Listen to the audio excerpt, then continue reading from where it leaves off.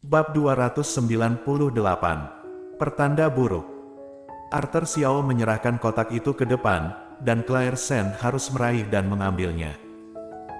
Setelah membukanya, dia menemukan bahwa itu adalah sebuah gaun.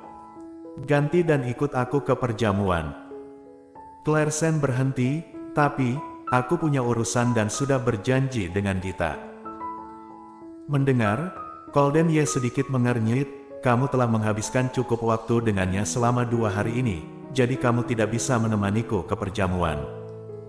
Menunda perjanjian dengannya. Tapi aku punya janji."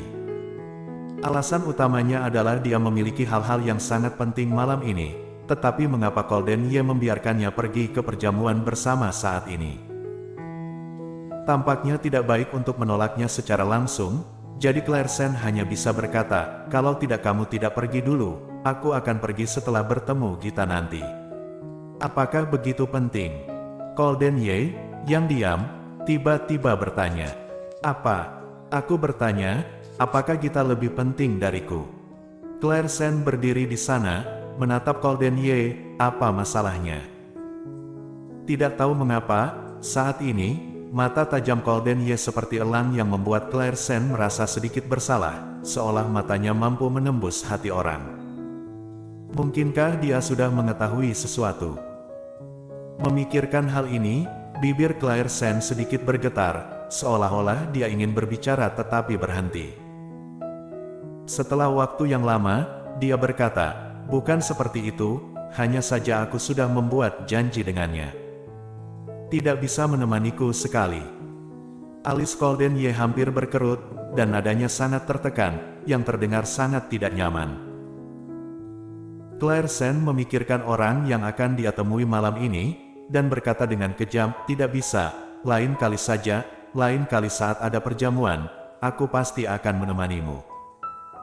Mendengar, Golden Ye tidak bisa membantu tetapi meringkuk bibirnya mengejek, "Lain kali." Kemudian tidak ada lagi yang bisa dikatakan.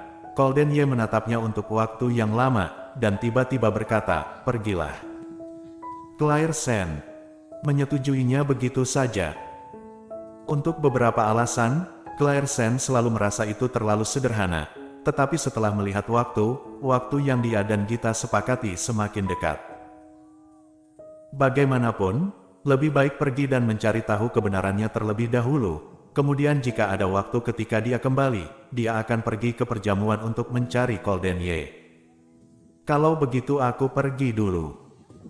Setelah berbicara, Claire Sen maju selangkah dan melewati Golden Ye.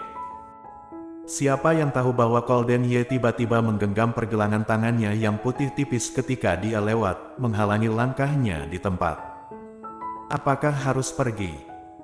Claire Sen menundukkan kepalanya dan melihat telapak tangan di pergelangan tangannya. Jari-jari Golden Ye ramping, diikat dengan baik, dan telapak tangan yang panas membakarnya seperti besi solder.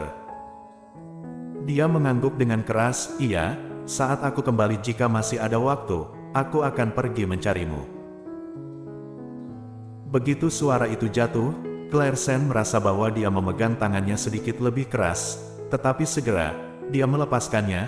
Claire Sen mendapatkan kebebasan, ingin melihat ke bawah pada ekspresi di wajah Golden Ye dan apa yang terlihat di matanya, tetapi Golden Ye memutar kursi rodanya dan pergi dengan cepat. Tiba-tiba menghilang ke sudut, Claire Sen berkedip dan menatap Arthur Xiao yang berdiri di samping. "Ada apa dengannya?" Arthur Xiao sedikit tertekan, membuka mulutnya untuk mengatakan sesuatu, tetapi akhirnya menggelengkan kepalanya. "Tidak ada." "Claire Sen, benarkah?" "Nyonya muda, Tuan Muda Ye berharap kamu bisa pergi dengannya untuk menghadiri perjamuan malam ini." "Maaf, aku sudah membuat janji dengan Gita. Kamu bisa memberiku alamatnya, aku akan bergegas ke sana saat aku kembali." "Kapan jamuan makan dimulai?" Arthur Xiao berpikir sejenak dan memberitahunya. "Resminya mulai pukul 8. Jam 8. Claire Sen mengeluarkan ponselnya dan melihat, sekarang hampir jam 6, masih punya waktu ke sana. Setelah berbicara, Claire Sen mengambil kotak dari tangan Arthur Xiao. "Aku akan mengambil gaun itu dulu, Arthur Xiao, kirimkan alamatnya ke ponselku, aku pergi dulu. Claire Sen segera pergi.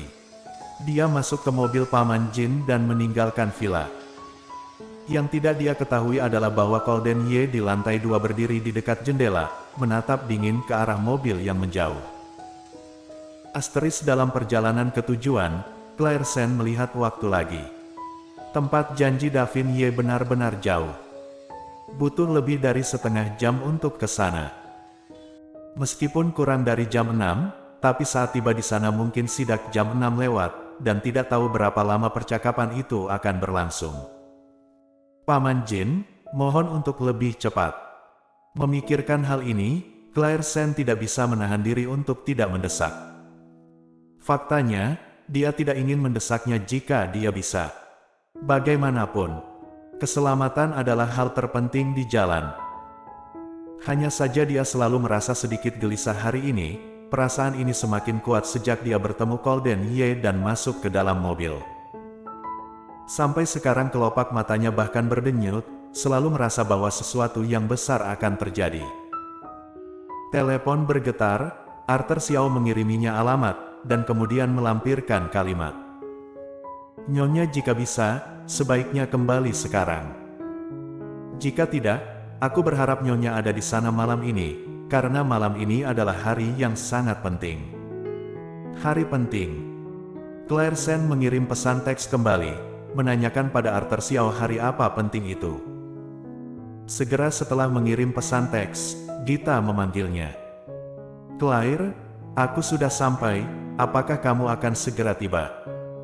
Claire Sen tidak tahu rutenya, jadi dia hanya bisa bertanya pada Paman Jin, Paman Jin, apakah kita akan segera tiba? Paman Jin terdiam beberapa saat, mungkin memperkirakan waktu. Setelah beberapa saat, dia berkata, ada sekitar 10 menit lagi. Ketika Gita mendengar apa yang dikatakan Paman Jin, dia menganggukkan kepalanya dengan pengertian, baik, aku akan menunggumu selama 10 menit, tapi aku akan masuk dulu, saat tiba masuk dan cari aku nanti. Baik.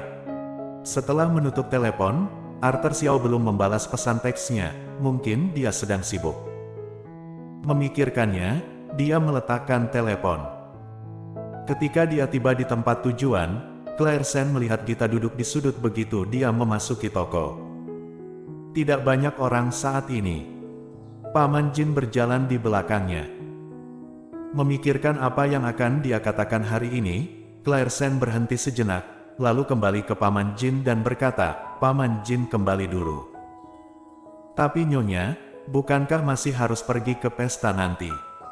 Aku tahu jalannya dan bisa menunggu Nyonya di sini. Tidak apa-apa, masih ada waktu kok, jangan khawatir. Aku takut Paman akan menunggu terlalu lama, dan sekarang sudah larut, jadi aku akan naik taksi ke sana nanti.